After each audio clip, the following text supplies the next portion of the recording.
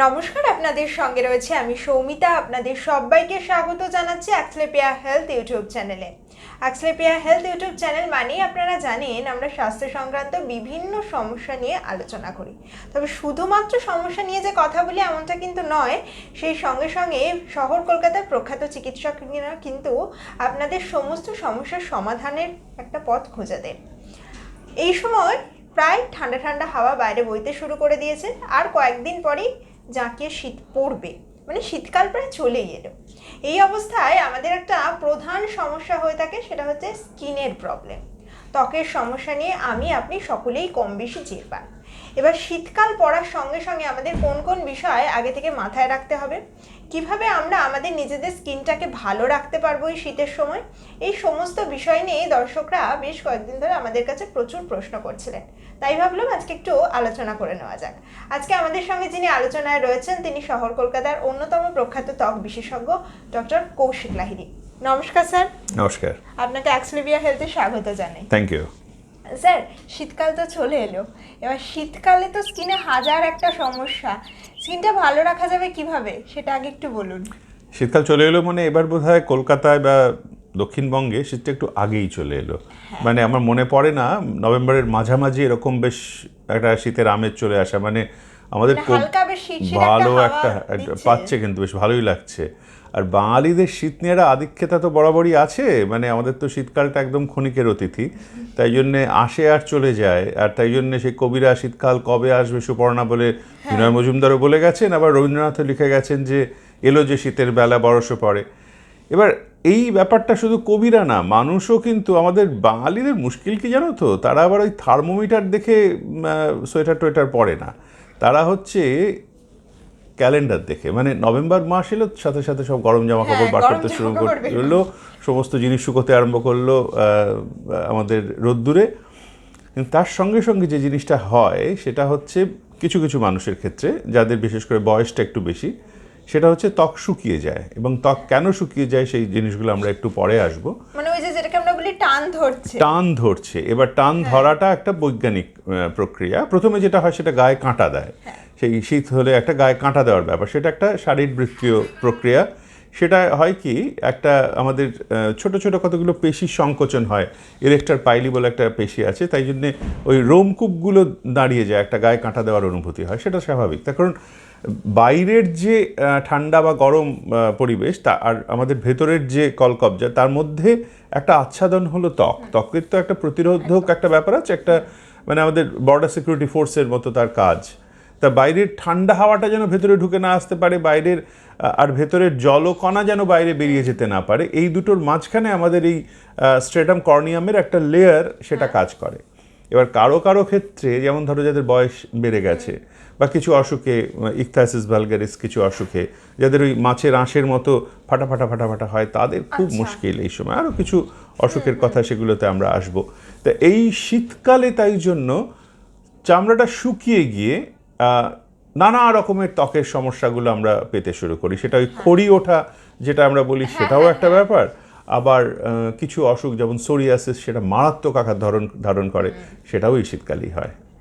আচ্ছা স্যার, এবার একটা কথা বলুন, আপনি দু তিনটে অসুখের কথা বললেন, দর্শকরাদের কাছে যদি একটু পরিষ্কার করে বলেন যে শীতকালে কোন কোন ধরনের অসুখগুলো হওয়ার সম্ভাবনা অনেকটা বেড়ে যায়। হ্যাঁ, সেটা হচ্ছে যে ড্রাইনেস থেকে, যেটা একদম পরিষ্কার কথা, আমাদের দেখবে শুকিয়ে যাওয়া, যে আমাদের দূরদর্শনে বা রেডিওতে যারা নিউজ রিডার তারা বলেন যে আজকের আবহাওয়া এই এবং আজকের আপেক্ষিক আর্দ্রতা হচ্ছে এই। সেটা বর্ষাকালে সেটা থাকে 89 বা 98%, শীতকালে সেটা 37-38-এ চলে আসে। এই যে হাওয়ায় টান, মানে আমাদের আর্দ্রতাটা কমে যাচ্ছে, তাতে হয় কি, জলকণা আমাদের ত্বক থেকে শুষে নেয় আবহাওয়া, এইটাকে আটকায় ত্বক। এবং একটা বাচ্চার ত্বকে জল যতখানি থাকে একজন বয়স্ক মানুষের শরীরে সেটা থাকে না। এবং সেই জন্যেই ত্বকের যে স্থিতিস্থাপকতা, যেটা ইলাস্টিসিটি, মানে আমি এই যে টেনে ছেড়ে দিলাম, সেইটা একজন একটা বাচ্চার তুমি দেখবে তুলতুলে নরম ত্বক, তখন তার একদম। ভেতরে জলটা থাকে, তাদের সমস্যাটা হয় না। যদি না অ্যাটোপিক ডার্মাটাইটিস তাদের থাকে, অ্যাটোপিক ডার্মাটাইটিসে তাদের সমানে চুলকাতে থাকে, ড্রাই হয়ে যায়, ফেটে যায়, দেখবে বাচ্চাদের এখানে যেটা আমরা এক্সিমা যেটাকে বলা হয়, সেটাকে আমাদের ভাষায় অ্যাটোপিক ডার্মাটাইটিস, এই ভাঁজগুলোতে হতে পারে, পায়ের ভাঁজগুলোতে হতে পারে, মাথায় সাংঘাতিক খুশকি হতে পারে। এই সমস্যাগুলো শীতকালে বাচ্চাদের ভয়ঙ্কর আমরা দেখতে পারি। আবার আরেকটা এক্সট্রিমে যদি যাই, সেটা হচ্ছে বয়স্কদের, তাদের আমি তো বললাম তাদের ত্বকের জল ধারণের ক্ষমতা এমনিই কমে আসছে, এবং কমে আসার ফলে তাদের যদি ইকথায়োসিস নাও থাকে, ইকথায়োসিস একটা জন্মগত অসুখ, ইকথায়োসিস ভালগারিসে কি হয় দেখবে অনেকের বাড়িতে থাকে, সারা বছর অত বোঝা যায় না, কিন্তু শীতকালে হয় কি আঁশের মতো, চামড়াটা ফাটা ফাটা আঁশের মতো, মাছের আঁশের মতো হয়ে যায়, পায়ের দিকটা ফাটা ফাটা থাকে অনেকের, সেইটা শীতকালে বহু গুণে বেড়ে যায়। আমরা তাদের তখন বলি আপনি সারাক্ষণ নারকোল তেল অথবা অলিভ অয়েল মেখে থাকুন, খুব বেশি সাবান ব্যবহার করবেন না, এবং ময়েশ্চারাইজার, খুব বেশি করে ময়েশ্চারাইজারের প্রলেপ দিতে হবে। আর খুব বয়স্ক যারা, তাদের হয় কি, তাদের এই বলিরেখা যাদের হয়ে গেছে, চামড়াটা শুকিয়ে গেছে, তারা ত্বকের যে জল সেটা ধরে রাখতে পারছেন না, তাই জন্য চামড়াটা একদম শুকিয়ে আসে, আর তখনই হয় একটা ইচিং, আমরা সেনাইল জেরোটিক প্রাইটাস বলি। বয়স্ক মানুষদের এই যে গায়ের চুলকানিটা, সেটা কিন্তু প্রধানত এই ত্বক শুকিয়ে যাওয়ার জন্য, এবং সেটাকে কিন্তু এই ত্বক শুকোনোটা ঠিক করলেই তাদের চুলকানিটাও কমে আসে। মানে তাদের কিন্তু এটা খুব বড় একটা অসুখ হয়।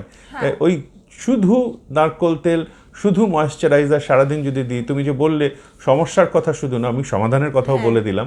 তাই জন্যে বয়স্ক মানুষদের এই শীতকালে আমরা বারবার বলি সব সময় ময়েশ্চারাইজ করে রাখুন, ত্বকটাকে নরম করে থাকুন, তাহলে ওই ইচিংয়ের ব্যাপারটা থেকে আপনি অনেকটাই পরিত্রাণ পাবেন। আচ্ছা স্যার, এবার একটুখানি বলুন যে এই যে বেশ কয়েকটা সমস্যার কথা আপনি বলছেন এবং সেইগুলোর জন্য আপনি একটা সলিউশন বলছেন, সেটা হচ্ছে ত্বকটাকে নরম করে রাখা, বেশি করে ময়েশ্চারাইজার লাগানো। এবার একই সঙ্গে শীতকালে তো সবারই কম বেশি ওই টানটা ধরছে, বা সবারই কম বেশি স্কিনের নানান ধরনের র্যাশ তৈরি হয়। এবার সেই জায়গা থেকে কী কী কাজ করলে মোটামুটি স্কিনটা ভালো থাকে? দেখো, একদম পরিষ্কার কথা হচ্ছে আমাদের প্রত্যেককেই বেরোতে হয়, বেরোতে হয়, এবং সেই জন্য আমাদের সানস্ক্রিন অবশ্যই এই সময়টা লাগাতেই হবে, যাতে সূর্যের, আর শীতকালে হয় কি আমরা বুঝতে পারি না, গরমকালে হয়তো রোদ্দুরটা বেশি লাগাচ্ছি না, শীতকালে বেশি রোদ্দুর লাগিয়ে ফেলি। তাই জন্য শীতকালে এই পিকনিকে যাওয়া, বেড়াতে যাওয়া, একটু মন্দারমণি যাওয়া, দার্জিলিংয়ে যাওয়া, সেটাও থাকে অনেকে শীতকালে, সেই জন্য রোদ্দুরটাও কিন্তু বেশি লাগে। তাই জন্য সানস্ক্রিনটা শীতকালে ভুলে যাবেন না, যে শীত পড়েছে, খুব নরম রোদ, আমি সানস্ক্রিন লাগালাম না, একদম ভুল ধারণা। আচ্ছা স্যার, এই প্রসঙ্গে একটা কথা একটু জানবো, যারা পাহাড়ে ঘুরতে যাচ্ছেন তারাও কি সানস্ক্রিন মাখবেন? অবশ্যই, ভীষণভাবে, তার কারণ পাহাড়ে আরও জরুরি। তারা সেই সময় পাহাড়ে কিন্তু এই যে কলকাতার মতো দূষণ নেই, সেখানে ঝকঝকে নীল আকাশ, আর অনেকখানি অল্টিটিউড ওপরে, সেখানে কিন্তু সূর্যের আলো থেকে বা আলট্রাভায়োলেট রে থেকে ক্ষতিটা বেশি হয়। আর শীতের সময় রোদ্দুরটা আরও মিষ্টি লাগে। আমরা কলকাতায় হয়তো 5 মিনিটের রোদ্দুরে বেরোনোর কথা ভাবতে পারি না, কিন্তু দার্জিলিংয়ে গিয়ে কিন্তু আমরা মেলে আধ ঘন্টা 45 মিনিট ঘুরেই বেড়াই। তা সেইটা করতে গিয়ে আরও ক্ষতিটা হয়ে যায়। সেই জন্য আমরা সবসময়ই বলি, গোয়াতে যাওয়ার সময়, মন্দারমণি যাওয়ার সময় যেরকম সাথে সানস্ক্রিনটা নিয়ে যাচ্ছেন, দার্জিলিং বা সিমলা বা শিলংয়ে যাওয়ার সময় কিন্তু অবশ্যই নিয়ে যাবেন।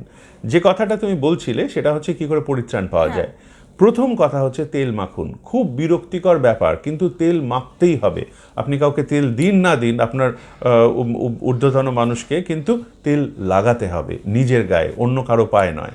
সেটা হচ্ছে নারকোল তেল অথবা অলিভ অয়েল। মানে অলিভ অয়েল মাখলে আপনি যাতে বেশি উঠলেন, একটা স্ট্যাটাস সিম্বল বেড়ে গেল, এরকম কিছু না। আমাদের দেশের যে শুদ্ধ খাঁটি নারকোল তেল, সেটাও লাগাতে পারেন।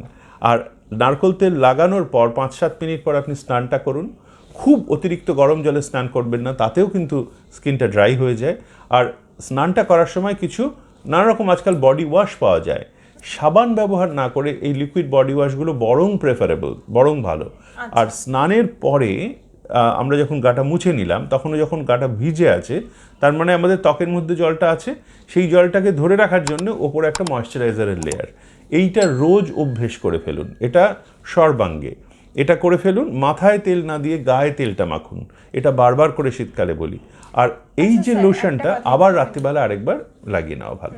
আচ্ছা, বাচ্চাদের ক্ষেত্রেও কি নারকোল তেল বা অলিভ অয়েল? অবশ্যই। একটা ভুল ধারণা আছে যে নারকোল তেল লাগালে নাকি ঠান্ডা লেগে যায়, ওটা একদম ভুল ধারণা।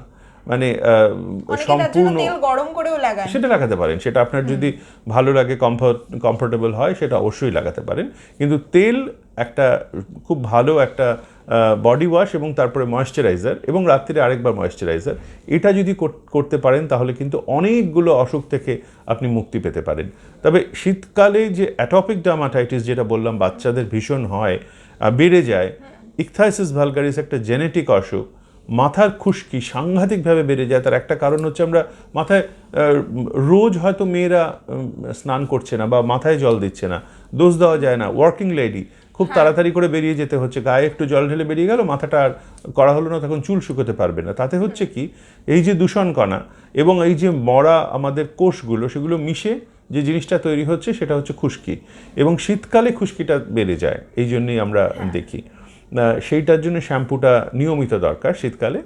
স্যার এবার বলুন একটু দর্শকদের উদ্দেশ্যে যে শীতকালে কোন কোন কাজগুলো একেবারেই করা যাবে না, বা কোন ধরনের ক্রিম বা কোন ধরনের ময়শ্চারাইজার লাগানো উচিত নয়, সেগুলো নিয়ে যদি একটু বলেন। না, ড্রাইনেসটাকে অ্যাভয়েড করা, এবং কিছু কিছু জামা কাপড় যেগুলো থেকে ইরিটেশন হয়, কারো উলের থেকে হতে পারে। এখন শীতকালে নানা রকম যে আমরা গার্মেন্টগুলো পরি আমরা, যে সেগুলো তো আর সুতির হয় না, সেগুলো সুতি ছাড়া অন্য জিনিসের হয়, সেইগুলোতে যদি অ্যালার্জি থাকে তাহলে একটু সাবধান। অন্তর্বাস যেগুলো সেগুলো কটনের পরা উচিত, প্রত্যেক দিন পরিবর্তন করা উচিত। এই সময়টা পারফিউম মাখার প্রবণতাটা বেড়ে যায়, কিন্তু দয়া করে ডাইরেক্টলি স্কিনের ওপর করবেন না, আরও ইরিটেশন তাতে বেড়ে যেতে পারে।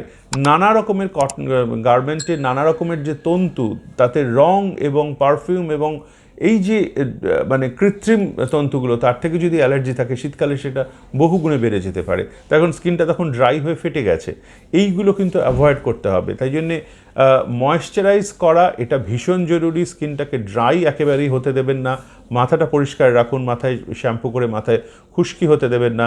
আর কিছু কিছু অসুখ যেগুলো বললাম বাচ্চাদের বা বয়স্কদের, সেগুলো থেকে একটু দূরে থাকা এবং ত্বকরোগ বিশেষজ্ঞের পরামর্শ নেওয়া। একদমই তাই।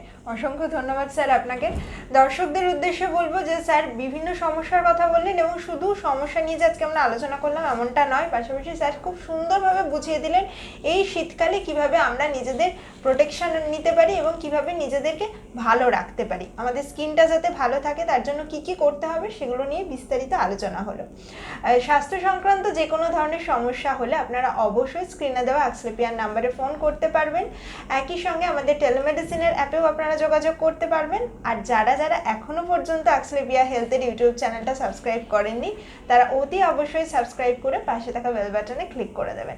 সকলে ভালো থাকুন, সুস্থ থাকুন, আর যে কোনো ধরনের স্কিন রিলেটেড প্রবলেম হলে অবশ্যই কিন্তু স্যারের সঙ্গে আপনারা যোগাযোগ করতে পারবেন। নমস্কার। সকলকে বলছি সকলে ভালো থাকুন। নমস্কার। অস্ক্লেপিয়া হেলথে রয়েছেন নানা ক্ষেত্রের বিশেষজ্ঞ ডাক্তার, যারা আপনার সমস্ত চিকিৎসা ঘটিত সমস্যার সমাধান করে দেবেন অনলাইন। মাত্র কয়েকটি ক্লিকে বুক করে ফেলুন ডাক্তারের অ্যাপয়েন্টমেন্ট। ডাউনলোড করুন অস্ক্লেপিয়া হেলথ। ভালো থেকো।